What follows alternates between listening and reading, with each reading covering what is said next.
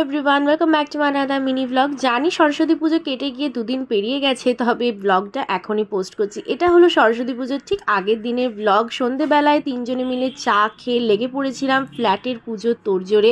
এখানে ঠাকুর এসে গেছিলো প্রায় দুপুর নাগাদ, আর লাইট দিয়েও সুন্দর করে সাজানো হয়েছিল। আলপনা করার দায়িত্বে যারা ছিল তারা আলপনা শুরু করে দিয়েছিল, এই যে সব আর্টিস্টরা দাঁড়িয়ে আলপনার।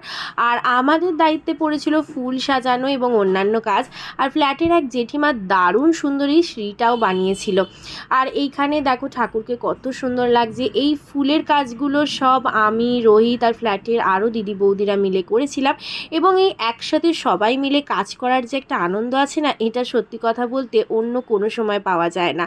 তারপরে সবাই মিলে কাজ কমপ্লিট করে এইটা ছিল ফাইনাল লুক। অ্যান্ড দেন রাতের ডিনার করলাম রুটি আলুর দম।